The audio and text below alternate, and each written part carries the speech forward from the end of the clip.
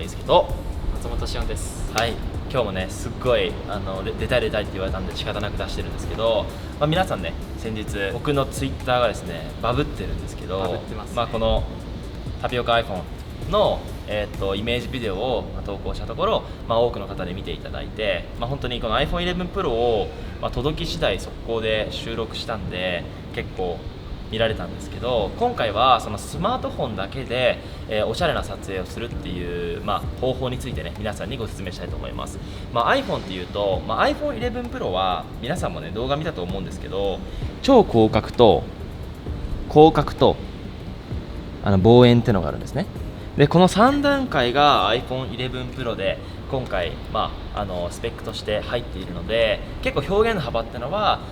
従来の 26mm の iPhone の動画と比べて結構広がったんですけど、言うてもやっぱりボケないし一眼レフに比べたら高画質ではないので、撮影技術を本当にふんだんに使わないと飽きる表現になってしまうんですね。なので、今回は iPhone っていう一眼レフよりは劣ったカメラを使用して、シネマティックな撮影方法について皆さんにご説明したいと思います。はい、で今回一応 OZMO モバイル3をつけているんですけど、一応手持ちでも撮影する、方法があるので、これ両方とも、交えて皆さんにご説明したいと思います。でいつも通り、松本氏がこのカメラを持って、で僕がね被写体となって撮影したいと思います。 iPhone ってやっぱり本当に先ほどもお伝えしたんですけど、画質がやっぱりノイズとかも出てしまうので、なるべくそれをごまかすために太陽の位置を意識します。まず1つ目、1回じゃあここで撮ってみましょう。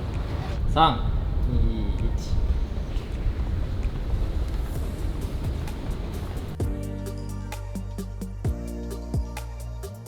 2、1。今のこの映像がダメな例です。で次ちょっと太陽の位置を意識してかっこいいシーンを撮りに来たと思います。あっちですね。で一応太陽がねちゃんと出てる位置に、今来ました。でちょっと松本氏が見ていただいて分かるんですけど、この面だとフレアが出ないんですよね。一回これで撮ってみよう。一回撮りますよ。今日3、2、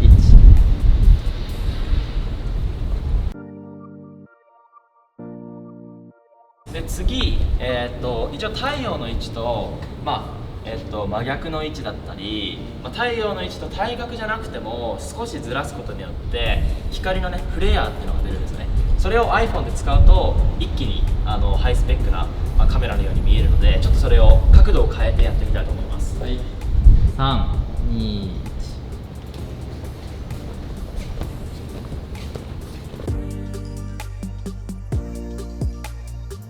はい、先ほど太陽が全然入っていない場面と、今ね太陽隠れちゃったんですけど、太陽が入っている場面での映像ね今比較して見ていただいたと思うんですけど、全然太陽の位置とか光の入り具合によって iPhone でもこんなにも印象が変わってくるので、まずスマートフォンで撮影される方っていうのはまずね太陽の位置をしっかり意識しましょう。はい、じゃあちょっと屋上行きたいと思います。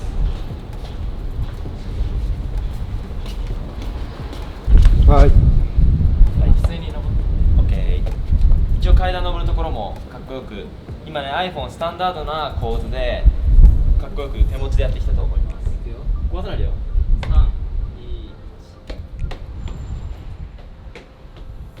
2、1。一応今ね階段登るところをしおんさんが遊びで撮ったんですけど、一応その回転の同じ方向でさっきこういった回し方をしたので、次につなげる時もこっち側から回転して戻す、で被写体を抑える、被写体と空間を抑えるっていう、つなぎをしなきゃいけないんですね。なので、今しおんさんはここで考案してましたね。はい、僕もさっきこれで終わったんで、もう一回これで。そうですね。先日出した僕の iPhone 11 Pro の動画だとここまで遊んではいないんですけど、今回スマートフォンでめっちゃクールな動画を作るっていう趣旨のもと結構遊んでます。じゃあ指示してくださいね。はい、3、2、1。オッケー、オッケー、オッケーよ。すいません、ごめんなさい。すいません。はい、いいです。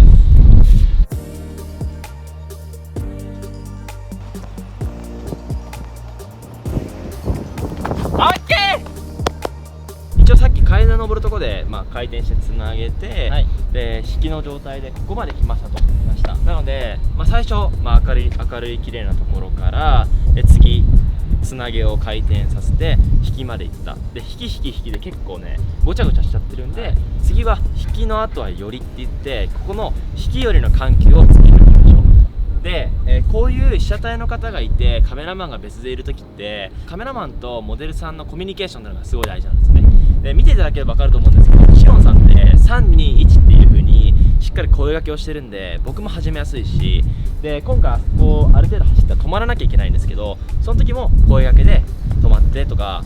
止まってって言えば一応被写体も共通認識として、コミュニケーションとしていい映像にできるので、そこちょっと被写体を使う場合は意識してみてください。はい、はい、僕の声をよく聞いててください。かっこいい。3、2、1。はい。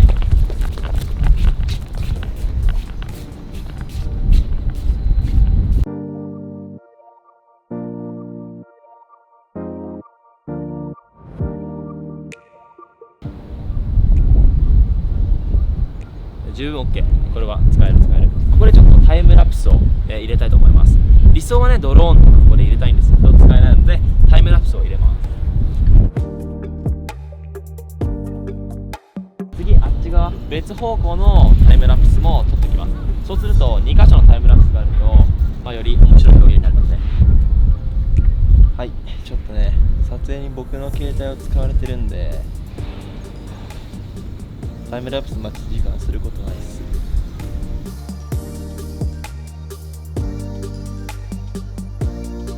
はい、一応今この構図でタイムラプスを回していて、太陽が出てきたので、このタイミングでタイムラプスをやめてビデオに変えてそのまま動画を撮ります。なのでタイムラプスと動画をつなげるっていうイメージですね。成功するかわからないけどやってみます。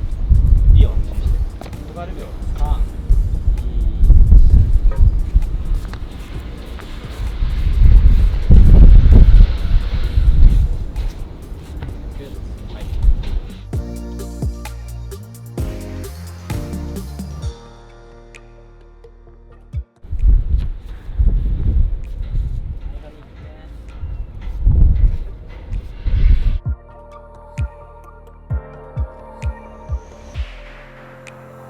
はい、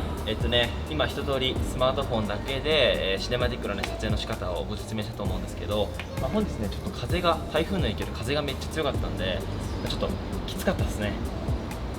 はい、もう全然撮れなかったです。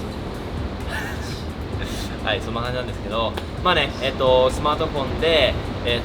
後日ね、スマートフォンだけで完結する撮影して、あと編集もスマートフォンでやるっていうことを、引き続きやっていこうと思っていまして、今回はね、オズモモバイル3とかスタビライザーを使った上での、撮影方法についてね解説したので、ぜひ、参考にして皆さんもかっこいい、スマホ動画を作ってみてください。今回ね iPhone だけじゃなくても、一応ハーベイとかギャラクシーとかさまざまな、スマホで、使える技法だと思うので、ぜひこの撮影技術を、使用してね頑張っていただければと思います。はい、で最後に皆さんに何か説明があるんですかね。はい、9月28日の11時から14時の間でね、実際大川と自分がこう実際撮影して、で皆さんも撮影して、でその場で編集するっていう回をねちょっとね一回やりたいなと思いまして。それはトランスサロン限定ですか？いえ、皆さんもう一般の方。なるほどね。トランスサロン限定じゃなくて、はい、もう一般の方でも参加可能なものをやると。そうです。なのでそれは概要欄にリンクに貼っとくんですか？概要欄に応募フォームを貼っておきます。で、定員数があるので先着順にさせていただきますので、皆さんご応募お願いします。了解しました。なんか実際にねそういったイベントでかっこいい動画をみんなと一緒に作っていくっていう回を、松本くんが主催でやると思うので、ぜひ概要欄のリンクから応募していただければなと思います。はい、じゃあそんな感じで本日の動画も以上となります。ありがとうございました。